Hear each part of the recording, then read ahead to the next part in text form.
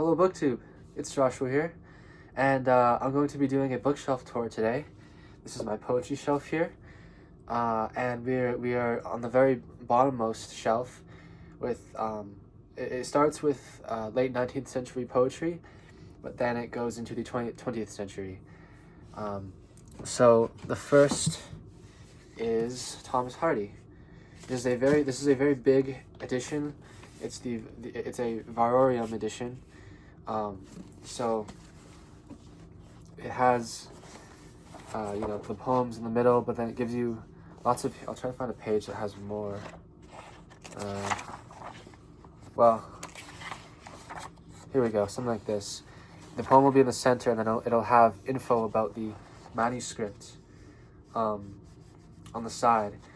Uh, and so this is very complete. This is probably all that you could ever want in an edition of Thomas Hardy's poetry. I didn't buy this because it was a Varorium edition, but I bought it because it was just at a used book sale, and I didn't have anything by Hardy, so I got this. And I really love Hardy's poetry. I haven't read all of it. That would be that would be a lot to read, but I have read. For what I have read, I really loved it. Always very melancholy, but always formally satisfying and really touching. I really like Hardy's poetry. Next up is Walt Whitman. This is the complete poems, which is essentially just the leaves of grass. And this is the Penguin Classics edition. And I haven't read all of Whitman either, but I really love Song of Myself and a couple of other poems. I've essentially dipped into, or I've essentially read his more famous ones, or his more anthologized ones. So Song of Myself and I think the other one called Crossing Brooklyn. Oh, I can't remember what it's called. I'm getting it confused with Hart Crane's poem To Brooklyn Bridge, but yeah. Anyway, I like Whitman a lot, and I'll want to hopefully read through the whole thing at some point.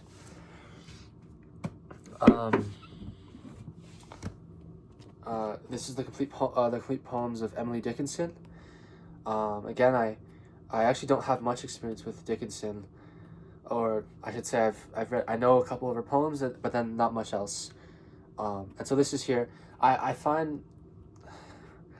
I've sometimes find her style almost too strange for my liking, but at the same time, the few poems that I've read have been incredibly memorable.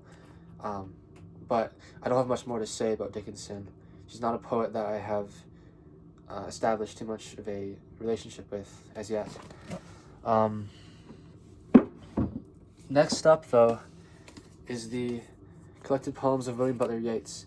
This is a small little Macmillan, I think it's a Macmillan Publishers edition, with all of his poems and nothing else. There's no editorial material in here.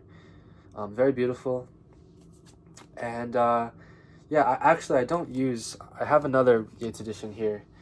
This is the major works for William Butler Yeats, and this is a selection of his poetry rather than a complete one, and it has notes and also selections of his prose. And I usually use this one to read his poetry. I really love Yeats. Oh my gosh, he's so powerful, such a powerful and memorable poet. I love. What are some of my favorite poems? I love Lapis Lazuli. I love Easter 1916, which is right here. I have a couple places dog-eared. And I have this one, Meditations in Time of Civil War. I really love that one. And I discovered that poem by, where is it? Oh, I discovered that poem reading the Nobel Prize lecture given by Seamus Heaney, where he mentioned meditation in time of civil war, and talked about it, and I found it really moving. So I went and read it and reread it, and yeah, I really love Yeats, and specifically that poem. Next up we have Langston Hughes's The Weary Blues. this is a very tiny thing, and I read it for my Harlem Renaissance class in the fall, and I liked it but didn't love it. I actually talked about this in my 2024 wrap up video, which I made rather belatedly, only like a week ago. So, yeah, I like it. It's kind of, well, as the title says, one of the sections of this book incorporates blues rhythms into it, but in general, as a whole, it's also very Whitman-esque, um, very kind of free with its rhythms, um, and improvisatory, if I'm saying that correctly. Um, Next up is Marianne Moore, The Complete Poems. She is a very strange poet. Um, I believe she primarily wrote in either syllabic verse or just free verse, which is fine. I'm not a stickler for like strict meter, um, as long as it's done well, as long as the free verse or the syllabic verse is done well, then I'm totally okay with that. Um, she also often in her poems uses a lot of quotations, a lot of allusions, which can be very. I find her poetry to be incredibly difficult, and she's a poet that I'm definitely going to be returning to for a long time in the future. Um, Next up is T.S. Eliot, The Collected Poems. This is an old, kind of musty, used edition. I think it has some book mold on it. But I just wanted an edition of Eliot's poetry. Actually, I haven't read much of Eliot at all. I'm not familiar with The Wasteland much. The only poem that I really like by him, or that I've really read with any great attention, was Preludes, which is just a short poem depicting scenes in the city. And I thought that was really beautiful, and I definitely want to explore more of Eliot. But when I was first discovering poetry and reading in general, I had read a lot of Harold Bloom, and Bloom in a lot of his books, kind of denigrates Eliot. I think because when Bloom was arriving on the academic scene, uh, the academic scene was kind of dominated by a school of criticism around Eliot, and so he was trying to fight against that and maybe champion the romantic poets more. Um, but uh, but I've realized in the meantime that I shouldn't just take my opinions wholesale from some critic. I should probably read Eliot on my own and make up my own mind. So I will do that in the future. The Arts of T.S. Eliot by Helen Gardner is next. A searching evaluation of Eliot's masterpiece, Four Quartets. And I picked this up, I think, at my school used bookstore. It's a very old thing, but this will be helpful, for when I do read Eliot. Next up is E. Cummings, The Complete Poems, 1904 to 1962. I'm not particularly attracted to Cummings's more experimental poems. Yeah, I had to read some Cummings in one of my poetry classes last year, and I didn't really. I think it was Grasshoppers. I think that's the title of the poem, or it's a poem about grasshoppers. I didn't particularly care for it, but I've also seen some poems where he's being a little bit more formal, and I liked those. But yeah, another poet that I really need to explore more deeply, and see whether I can maybe get a grasp on his experimental poems. Maybe I'm not really enthusiastic about them, but I don't want to close myself off at the same time to things like that.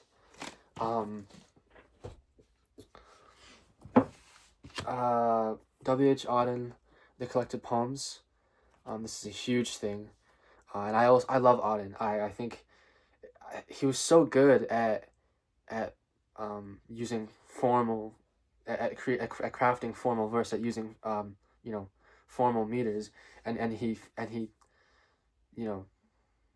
created so many meters of his own, or used already existing meters to his own benefit, and I just really love seeing him write because I find him to be a perfect poet in terms of the scansion of a poem. And also I love certain poems by him, like poem in memory of William Butler excuse me, of William Butler Yeats. I also love there was another one around here. Can't remember the title of it, so I'm gonna look for it. Well, yeah, I love Lullaby. This one here. And there's another one, which used the ballad form, and I can't remember the title of it. As I walked out one evening, and I really love that poem. But again, I need to read more of him. You can assume that I need to read more of all of these authors. Next up is Wallace Stevens, who again I have a couple poems that I know by him, and which I really love. I love Tea at the Palaz of Hoon. That one is just such a powerful poem. I like to recite it to myself, especially when I see a sunset and it's purple. I always that poem always comes to mind. But with so much of his other poetry, I find it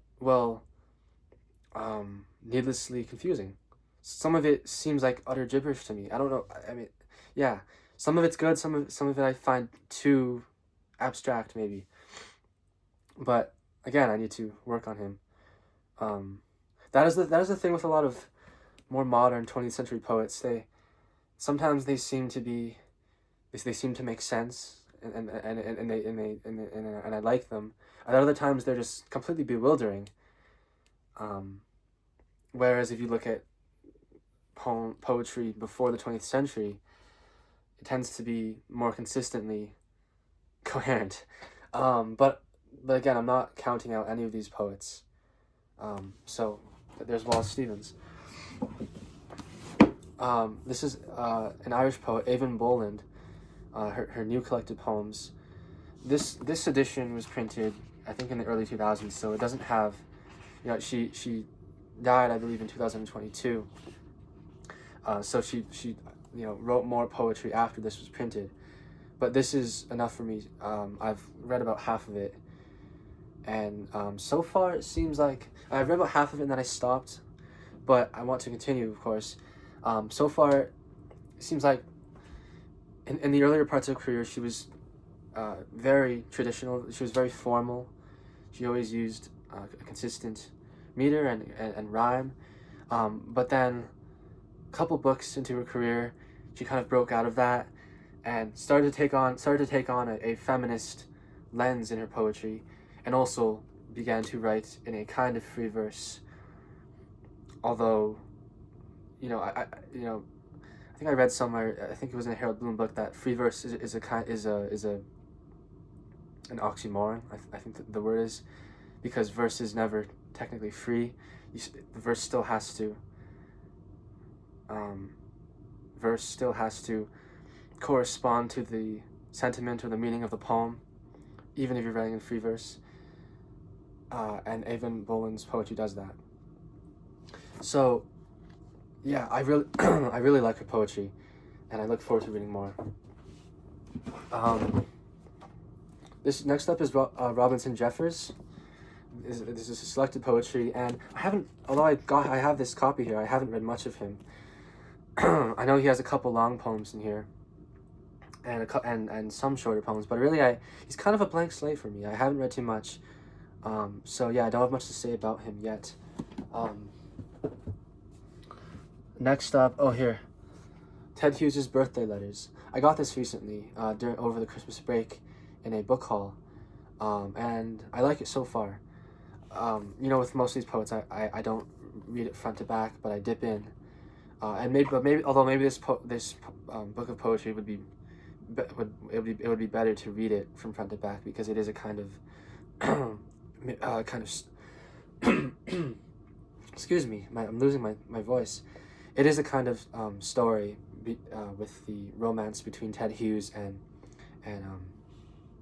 why can't I remember her name? Sylvia Plath, yes. But yeah, what I've read so far, I really liked. Hughes writes in a free verse, but I find it really enjoyable and really thought provoking. So yeah.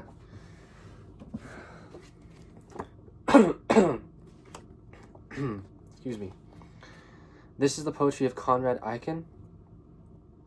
It's selected. Yeah, it's selected and with a new foreword by Harold Bloom. And I believe he's one of the least known poets of the modernist generation.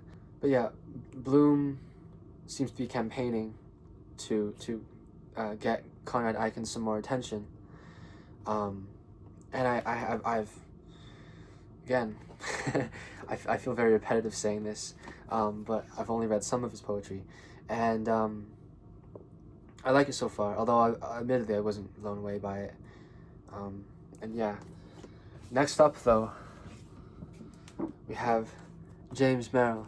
This is The Changing Light at Sandover. This is his long epic poem, which I haven't read, but which I really want to. It's his long epic Ouija board poem, because him and his partner, David Jackson, they for a number of years did Ouija board seances in which they spoke to, well, it's kind of ambiguous as to the extent to which they believed that those seances were real, but they supposedly spoke to spirits in a alternate reality or something like that, and those spirits would often tell them about friends who had died, and yeah, I read all about it in James Merrill's biography. Langdon Hammer went into great detail about it, but I'd probably need to read this again for a refresher.